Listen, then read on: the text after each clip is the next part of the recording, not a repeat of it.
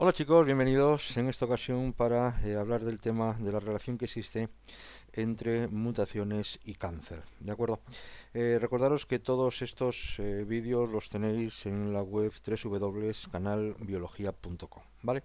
Bien, vamos entonces y tenéis ahí la primera imagen que va a acompañar este tutorial.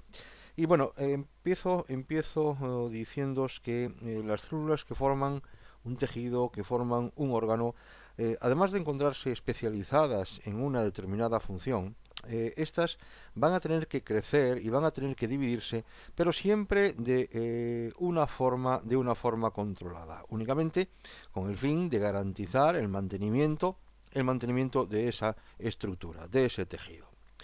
¿Qué es lo que puede ocurrir? Lo que puede ocurrir es que en un momento determinado en una célula se desencadena una división rápida descontrolada, lo que va a dar lugar a que aparezca una masa informe, una masa sin ningún tipo de sentido, que es lo que se denomina cáncer, ¿vale? Y lógicamente con las consecuencias graves que tiene. Recordar entonces, pensar que por un lado está que las células tienen que dividirse, tienen que mantenerse en continua división, pero siempre con un orden, siempre intentando mantener y garantizar la estructura en la que se encuentra. Si ocurre de repente un descontrol, no hay una dirección encaminada a conseguir ese mantenimiento, es cuando aparece el tumor y aparece el proceso denominado como cáncer. Ahí tenéis en la imagen lo que os acabo de decir. A la izquierda veis, podríamos hablar de una fase cero, una célula que se encuentra en una situación completamente normal, pero de repente en el punto número 1 aparece una alteración celular. Esa alteración celular empieza a provocar una división descontrolada de esa célula en división. La división cada vez es mayor, la invasión que produce, como veis ahí en los puntos 3 y punto 4, es mayor, formándose esas masas informes que lógicamente o que van a dar lugar al cáncer, al tumor. Puede ocurrir que con el tiempo algunas células puedan escapar del tumor primario. El tumor primario es lo que acabáis de ver en pantalla. Ahora estamos con otra imagen, ¿vale? El tumor primario es el primer lugar donde comenzó a dividirse de una manera descontrolada una célula. Entonces, puede ocurrir que con el paso del tiempo, como digo, algunas células puedan escapar de ese tumor primario, lo hacen a través del sistema linfático y sistema circulatorio y van a llegar a implantarse en otros tejidos donde se van a desarrollar otros tumores. Pero ahora ya hablaríamos de tumores secundarios. La migración o esta migración de esa célula cancerosa de su lugar inicial a este lugar secundario es lo que se conoce como metástasis, ¿de acuerdo? Y lógicamente van a acabar produciendo la muerte del organismo. ¿Por qué producen la muerte del organismo?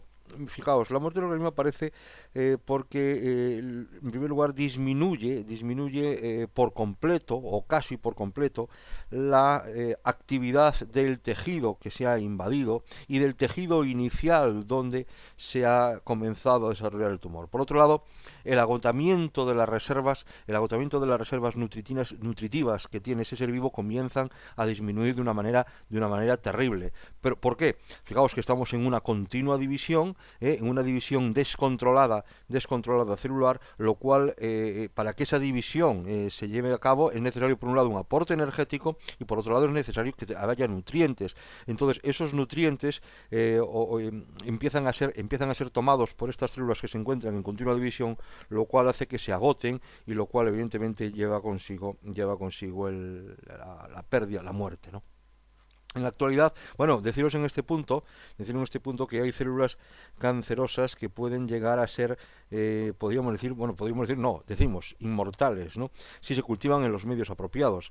Este es el caso, os pongo un ejemplo, el caso de las células ELA que proceden de un tumor que tuvo en el año 1951 una mujer, Henrietta Lacks, que tenía, fue procedentes de un cáncer de útero, ¿no? Estas células hoy continúan dividiéndose actualmente en los laboratorios oncológicos porque mientras haya nutrientes, mientras haya ese aporte energético, mientras se den las condiciones para que esas células se dividan, lo estarán haciendo. Bien, entonces como digo, continúo. En la actualidad bueno, perdón, antes de continuar, ahí veis en esta imagen el proceso de cómo se produce la metástasis, ¿no? En el cáncer. Veis en el punto número 1, en este caso estamos hablando de un cáncer de mama, que sería el cáncer primario que iba a desencadenar una metástasis a nivel pulmonar. Bien, la secuencia la tenéis ahí. Hay un tumor original, que es un cáncer de mama.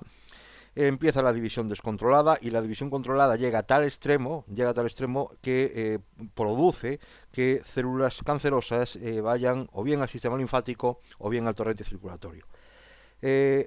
Muchas de esas células pueden ser, o de hecho, eliminadas por nuestros mecanismos de defensa, por el sistema inmunitario. Ahora, ¿qué ocurre? Que como la cantidad es tan grande, pues el sistema inmunitario se ve incapaz de producir, se ve incapaz de eliminar a todas estas células. Se escapan células que siguen por el corriente linfático circulatorio, llegan a otro órgano donde se fijan y comienza de nuevo un tumor secundario con el mismo agravio, con la misma capacidad de división celular que tenía el primero, provocando invasión ya en este caso en dos órganos. Ahí veis, por lo tanto, un tumor original, que sería en la mama, y veis un tumor secundario, una metástasis pulmonar, como consecuencia, ya digo, de que se ha producido ese escape de esa célula primaria a un nuevo órgano. En la actualidad está claro que en la mayoría de los casos la aparición de un cáncer es consecuencia de mutaciones que afectan a distintos genes, aunque hay cánceres que van a ser provocados por virus, como puede ser el linfoma de Burkitt, el carcinoma nasofaríngeo, etcétera, ¿no? Entonces, lo normal es que sea la aparición de un cáncer es consecuencia de mutaciones, como digo, que afectan a distintos genes, entre los que se encuentran, por un lado, genes que van a determinar la división celular, es decir, protooncogenes. Estos van a codificar la formación de proteínas por distintos mecanismos, ¿no? Es decir, van a inducir la división celular. Cuando estos genes sufren mutación, hablamos de oncogenes, y su expresión da lugar a proteínas con una mayor actividad de lo normal, lo cual va a provocar, lógicamente, que la división de la célula sea mucho más activa.